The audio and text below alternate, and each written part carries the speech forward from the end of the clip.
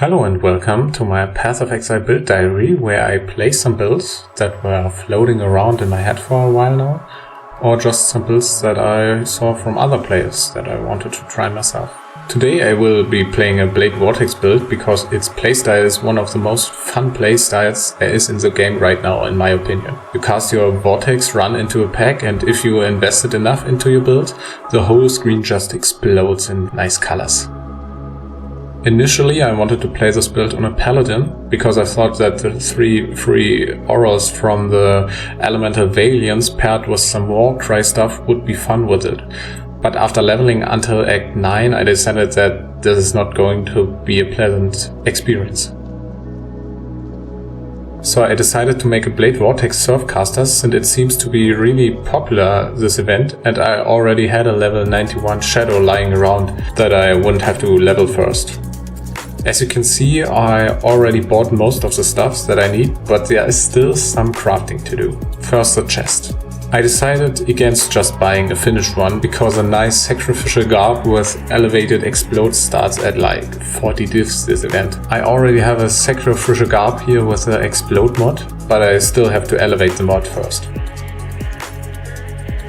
And we are lucky here and hit it on the first try. Now I have to awaken or up another random chest with level 2 socket support gems onto our sacrificial garb. Here I hoped that I would get some nice prefixes or another nice prefix. Sadly I hit mana and I'm not risking the annulment orb here. Then I craft prefixes cannot be changed and reforge chaos.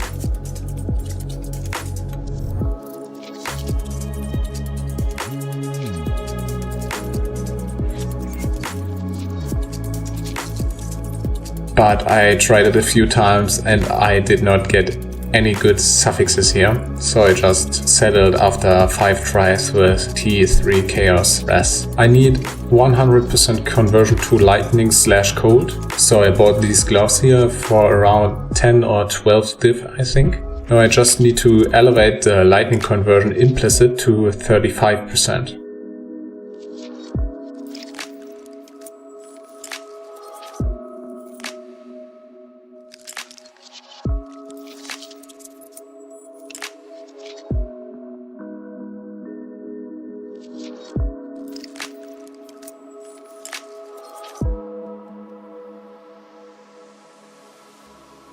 Great, that only took 10 tries with 1.7 div per try. That was great. The remaining 40% I get from the tree. If you want to see where, you can look in the POB in the description. But as a disclaimer, I just copied a build from Poe.Ninja, and the builds over there are more optimized. So don't copy mine if you want to play this build. Go to Poe.Ninja. They are basically all the same, and if you want to play a Mage Blood version you see other builds and versions there, and if you want to play a Headhunter version there are also builds there. The last item I want to craft is just a ring with Fracture Life. Here I threw like 100 deafening essences of Scorn on it, but I couldn't get anything good, and I would have settled with one other T1 res. That's all I wanted, but I couldn't get it. So we set it with this one. I thought that I would recraft it later, but you will see that I did not do it. And then I crafted minus mana cost on it. The other items are either uniques or rare items that I snagged from older characters, like the boots that I crafted in my Rage Vortex of Berserking build video. Except, of course, the jewels and clusters. These are also not self-crafted or something, these I bought as well. And after equipping everything I went into lab and switched the ascendancy to Surfcaster.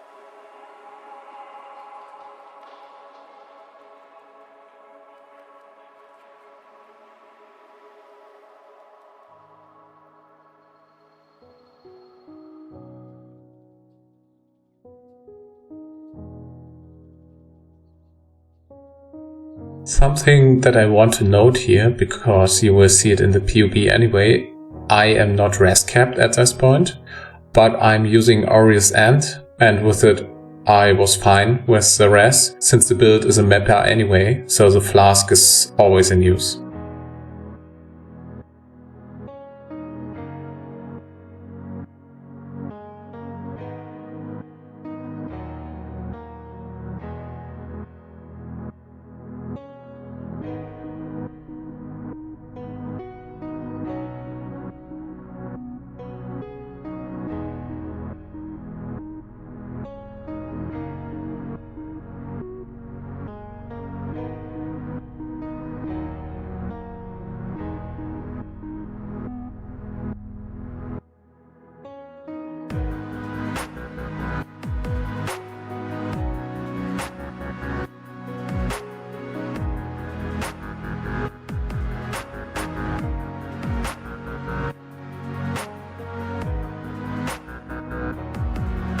after trying out the build a little bit with Legion and Breach and some normal mapping, I decided that I wanted to farm some Breach. So I bought some idols for 5 div around, or maybe 6. It sometimes depends, you know. If the people answer to you want to buy the item or not, then it could be 4 div. If not, then it could be 7 div. But the idols were really cheap. They were mostly 1 mod idols. And then I prepared 50 maps. My goal here is to find as many Breachstones and flawless Breachstones especially as possible. The investment for the maps, scarabs and map device is 1100 C in total, which equals to 6.875 div. So we will see if it's worth it.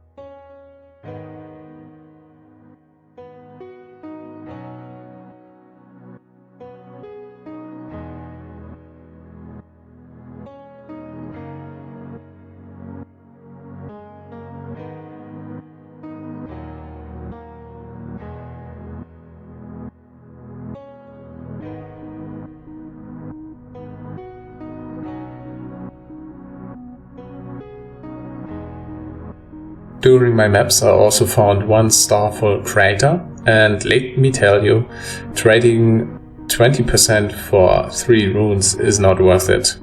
Because, like I said, this is a mapper, so bossing isn't its strength. After I was done, I also gambled the reliquary key and the Valdos box, but yeah, there was nothing of worth noting here.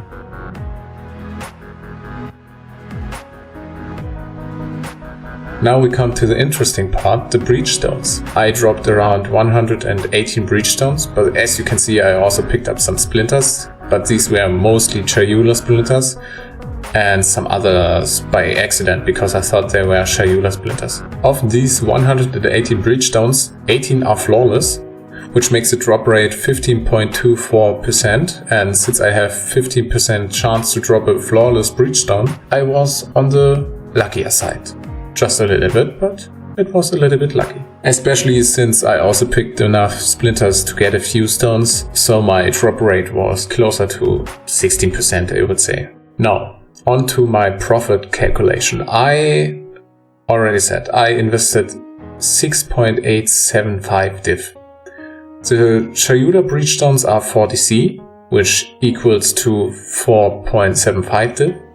The Ul Natul stones are 25C, which equals to 1.875 div. The flawless stones are 2 div each, so we have 36 div here. And the other stones are 6C each, basically, yeah, 6C.